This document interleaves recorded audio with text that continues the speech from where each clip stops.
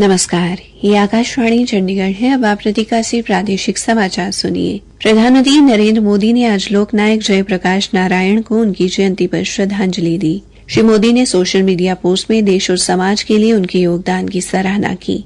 उन्होंने कहा कि जयप्रकाश नारायण का व्यक्तित्व और आदर्श हर पीढ़ी के लिए प्रेरणा का स्रोत बने रहेंगे। प्रधानमंत्री नरेंद्र मोदी ने आज भारत रत्न नानाजी देशमुख को भी उनकी जयंती पर श्रद्धा सुमन अर्पित किए। श्री मोदी ने सोशल मीडिया पोस्ट में देश के ग्रामीणों के सशक्तिकरण के प्रति नानाजी देशमुख के समर्पण और सेवा को याद किया और उनकी सराहना भी की। राष्ट्रपति द्रौपदी मुर्मू ने आज दुर्गा पूजा के अवसर पर सभी देशवासियों को शुभकामनाएं दी हैं। श्रीमती मुर्मू ने सोशल मीडिया पर अपने संदेश में कहा कि दुर्गा पूजा बुराई पर अच्छाई की जीत के रूप में मनाई जाती है और मां दुर्गा को शक्ति का प्रतीक माना जाता है।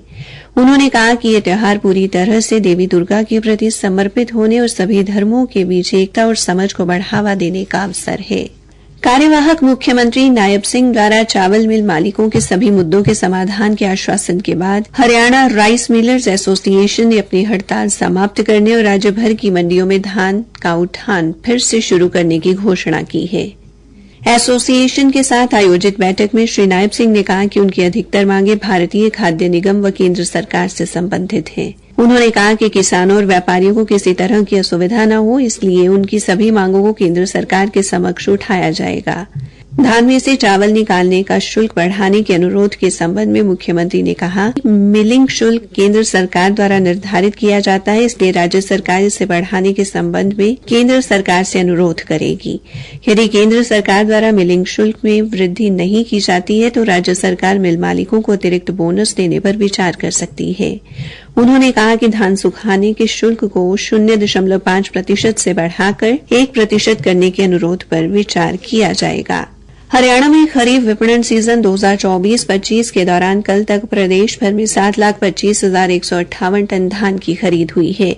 सरकारी प्रवक्ता ने बताया कि अब तक 1,61,922 टन धान का उठान किया गया है। उन्होंने बताया कि अब तक किसानों को 155 करोड़ 23 लाख रुपए की अदायगी सीधे उनके बैंक खातों में भेज दी गई है। उन्होंने कहा कि इस बार ऑनलाइन गेट पास की सुविधा मिलने से किसानों को अपनी फसल बेचने में काफी सुविधा हुई।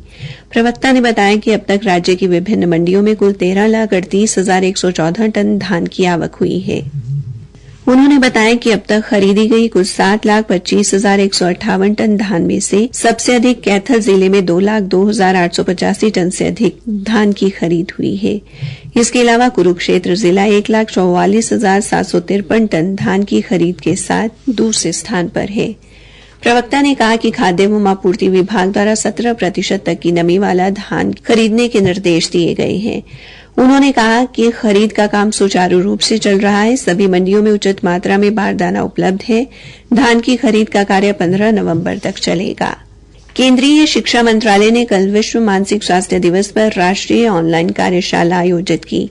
दिल्ली स्थित अखिल भारतीय आयुर्विज्ञान संस्थान एम्स के मनोरोग विभाग के प्रोफेसर डॉक्टर राजेश सागर ने तनाव, चिंता और अवसाद जैसी समस्याओं का उल्लेख करते हुए कहा कि मानसिक स्वास्थ्य संबंधी 50% अनियमितताएं 14 वर्ष की उम्र से पहले ही उभर जाती हैं। शैक्षणिक दबाव, माता पिता का संघर्ष और डराने धमकाने की घटनाएं इसका कारण होती हैं। उन्होंने स्वस्थ बचपन को बढ़ावा देने के लिए गहरी सांस लेने और संवेगों पर नियंत्रण रखने की प्रभावी प्रक्रिया पर बल दिया। कार्यशाला के एक अन्य सत्र में भारतीय साइबर अपराध समन्वय केंद्र में पुलिस उपायुक्त डॉक्टर रश्मि शर्मा यादव ने बच्चों के लिए साइबर सुरक्षा के महत्व पर बल दिया। राज्य मानसिक स्वास्थ्य कार्यक्रम द्वारा अंतर्राष्ट्रीय मानसिक स्वास्थ्य दिवस पर राज्य स्तरीय कार्यशाला का आयोजन गुरुग्राम स्थित हरियाणा लोक प्रशासन संस्थान में किया गया। कार्यशाला में स्वास्थ्य विभाग एवं अन्य विभागों के प्रतिभागियों को जीवन को तनाव मुक्त बनाने का संदेश दिया गया।